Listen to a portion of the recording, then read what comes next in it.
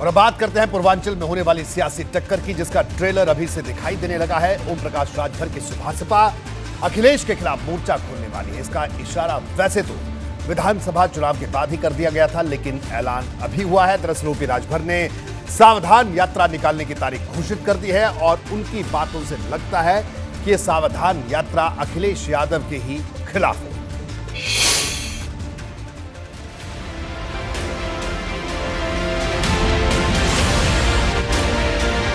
चौबीस की लड़ाई अगर कहीं सबसे ज्यादा दिलचस्प होगी तो वो पूर्वांचल की सियासी जमीन है और इस लड़ाई को रोमांचक बनाने के लिए ओम प्रकाश राजभर ने रणभेरी बजा दी है।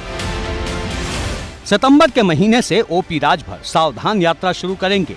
26 तारीख का समय तय किया गया है। राजभर भले पूरे प्रदेश में अपनी यात्रा निकालें, लेकिन सबसे ज्यादा रैलियां पूर्वांचल में ही होंगी।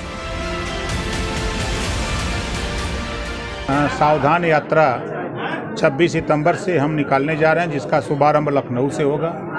उत्तर प्रदेश के 75 जिले में हमने प्रदेश को 4 भागों में बांटा है।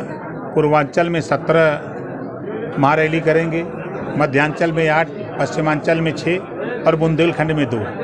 ये करते हुए हम सावधान महारैली पटना गांधी मैदान में समापन करेंगे। ओपी राजभर जनता को किससे सावधान करने के लिए निकलेंगे, ये ज्यादा समझाने की जरूरत नहीं, क्योंकि विधानसभा चुनाव में हार के बाद से ही राजभर और अखिलेश के रिश्ते में दरार बढ़ने लगी थी। नतीजा ये हुआ कि दोनों के रास्ते अलग हो गए। अब लोकसभा चुनाव में राजभर सीधे सीधे अखिलेश यादव को ही चुनौती देंगे। उधर अखिलेश ने भी साफ कर दिया है कि 24 में वो कोई नया गठबंधन नहीं करने वाले। अब बीजेपी इतने बड़े गठबंधन कर ले रही है, किसी को छोड़ेगी बीजेपी गठबंधन के लिए? ये हमें बताओ पत्रकार साथी, बीजेपी किसी दल को छोड़ेगी गठबंधन के लिए? लेकिन हमें जनता पे भरोसा है। यानी पूर्वांचल की पिच पर अब अखिलेश बनाम राजभर भी होगा।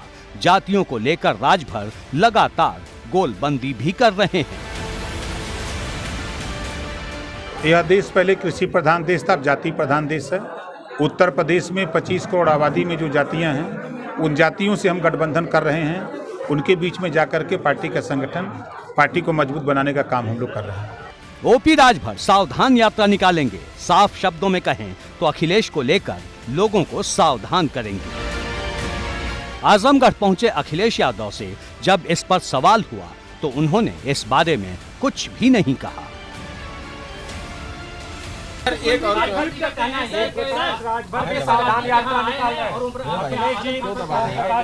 देखिए, ये मुझे किसी नेता के बारे में कुछ नहीं कहना, कौन नेता क्या कह रहा है आप बेहतर समझते हैं उन सब नेताओं को। अब सवाल अखिलेश का नहीं, सवाल तो राजभर का है कि आखिर 24 के चुनाव में वो किसके साथ खड़े होंगे। एबीपी गंगा के लिए ब्यूरो रिपोर्ट।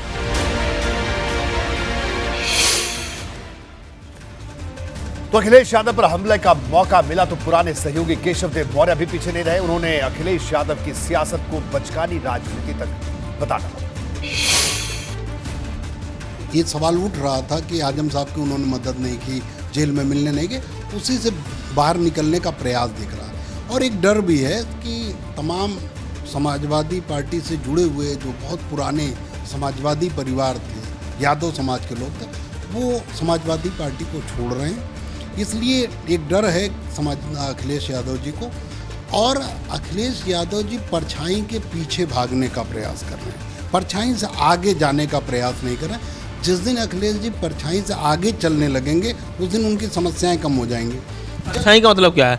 साफ साफ शब्दों में क्या कहना है? जब कोई घटनाएं घट जाती हैं तब अखिलेश जी उस पर रिएक्शन देते हैं, थोड़ा लेट। जैसे आज उन्होंने कहा कि आजम साहब को फंसाया जा रहा है और रमाकांत यादव जी को फंसाया गया। ये इंगित करता है कि भारतीय जनता पार्टी ने चुनाव की तैयारी, लोकसभा चुनाव की तैयारी कर दी। बताओ, चित्रकूट में आज 15 दिन 20 दिन पहले, महीना भर हो गया, प्रशिक्षण शिविर भारतीय जनता पार्टी ने इस लक्ष्य के साथ किया कि हम 75+ जीतेंगे। पूरा उत्तर प्रदेश जानता है, भाजपा के एक कार्यकर्ता जानता है, पूरा मीडिया जगत दिन रात बात कर रहा है कि भारतीय जनता पार्टी ने 2024 की तैयारी शुरू कर दी।